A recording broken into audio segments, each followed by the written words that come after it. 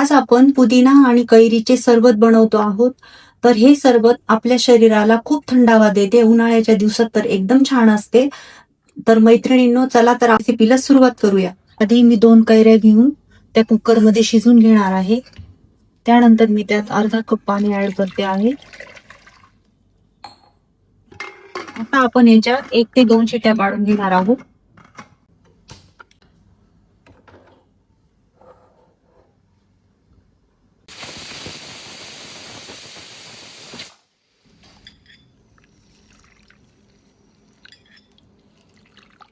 पुदिना मी 2-3 पाण्याने स्वच्छ धुतलेला आहे. आता आपण तो मिक्सरच्या जारमध्ये ट्रान्सफर करणार आहोत. आपण पुदिना मिक्सरच्या जारमध्ये ट्रान्सफर करतो आहोत. त्यानंतर 1 चमचा आले पावडर, 1 हिरवी मिरची, काळं मीठ, साधं मीठ. त्यानंतर मी यात अर्धा कप साखर ऍड करते आहे. आता आपण हे ग्राइंड करणार आहोत.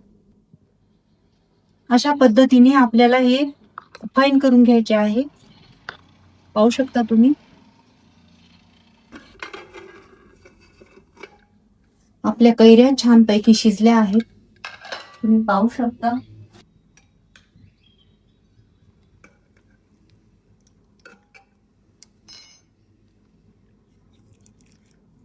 आता आपण याचा पल्प काढून घेणार आहोत.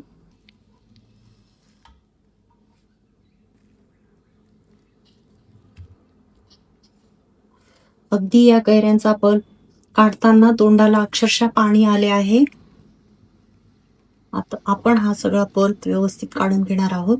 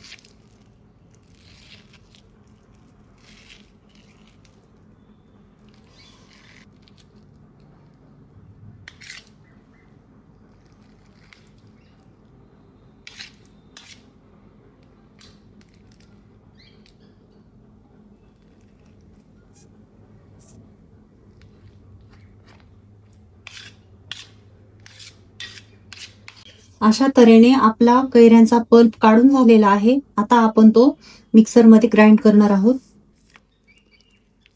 आता आपण हा पल्प मिक्सरच्या जारमध्ये ट्रान्सफर करत आहोत. आता आपल्याला हे छानपैकी ग्राइंड करून घ्यायचे.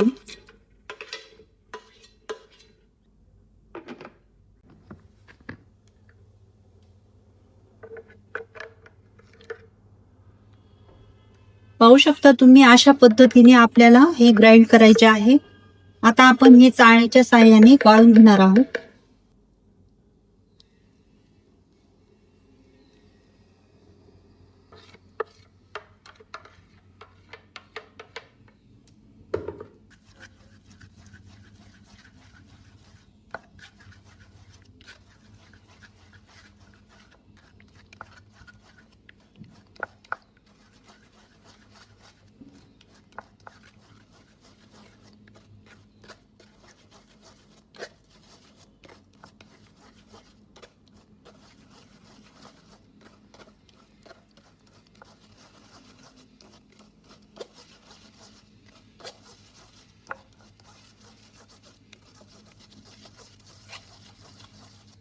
आपण जी पुदिन्याची प्युरी केली होती, तर ते पण आता यामध्ये आपण टाकून गाळून घेणार आहोत.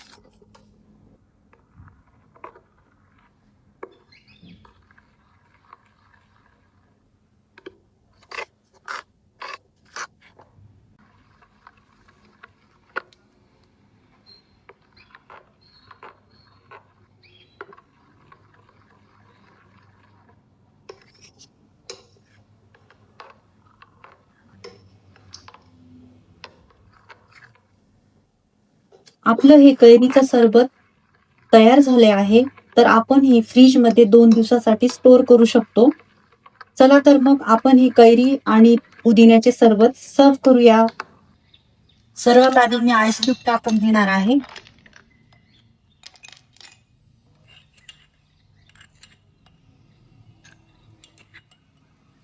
त्यानंतर सब्जा ऍड करते 2 चमचे.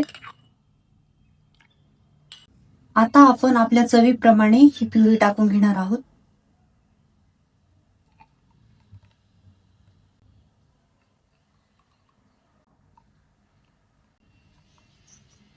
आता आपण थंड पाणी ऍड करतो आहोत.